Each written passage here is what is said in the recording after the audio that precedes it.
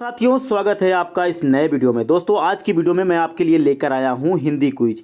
तो दोस्तों, ये प्रश्न आपके आगामी आने वाली प्रतियोगी परीक्षा एसएससी जीडी और यूपीपी के लिए बहुत ही महत्वपूर्ण है।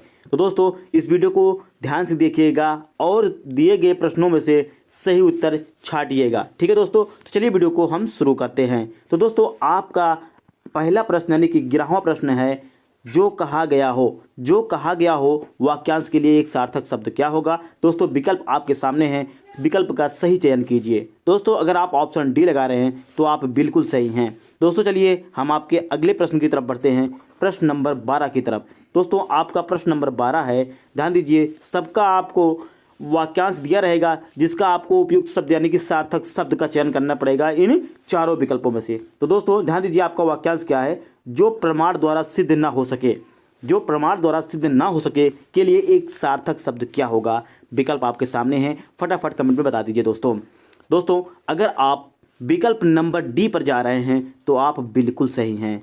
आपका विकल्प नंबर डी बिल्कुल सही है। दोस्तों, हम आपके अगले प्रश्न की तरफ चलते हैं।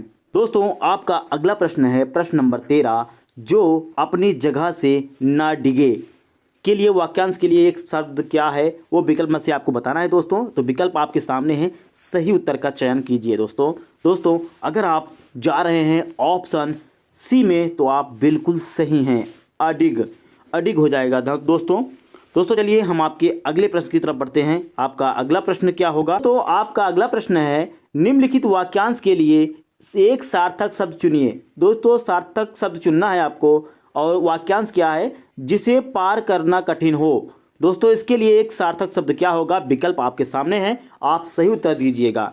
दोस्तों, अगर आप ऑप्शन सी पे जा रहे हैं तो आप बिल्कुल सही हैं, आपका बिल्कुल सही उत्तर है। दोस्तों, चलिए हम आपके अगले प्रश्न की तरफ बढ़ते हैं। आपका अगला प्रश्न है, प्रश्न नंबर 15।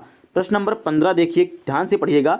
देखिए, इसमें वाक्यांश क्या दिया गया है, जिसका जन्म बाद में हुआ हो उसका एक सार्थक शब्द क्या होगा। विकल्प आपके सामने हैं, विकल्प देखकर सही उत्तर दीजिए। दोस्तों, आप अगर ऑप्शन बी पर जा रहे हैं तो आप बिल्कुल सही हैं। दोस्तों, चलिए हम आपके अगले प्रश्न की तरफ बढ़ते हैं, प्रश्न नंबर 16 की तरफ। प्रश्न नंबर 16 आपका है, नीचे दिए गए वाक्यांश, वही आपका वाक्यांश दिया गया है, ध्यान दीजिए, जिसके पास ना पहुंचा जा सके के लिए एक सार्थक शब्द क्या होगा। आप विकल्प में से बताइए कौन सा विकल्प सही है।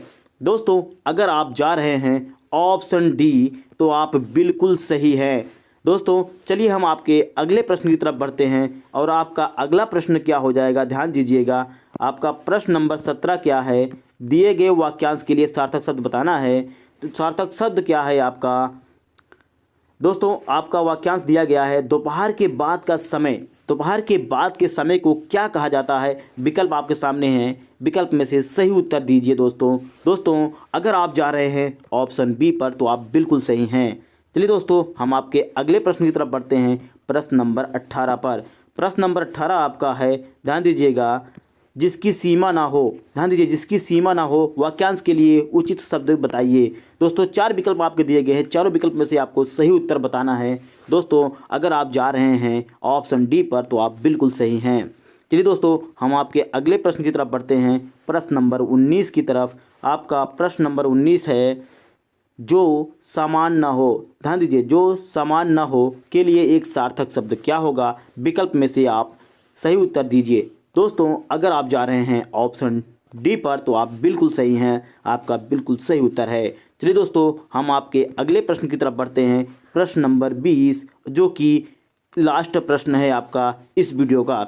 दोस्तों, ध्यान दीजिए, इसमें दिया गया है, राजनीतिज्ञों एवं राजदूतों की नीति संबंधी कला को हम क्या कहते हैं। वाक्यांश के लिए एक उपयुक्त शब्द क्या होगा, आपको बताना है।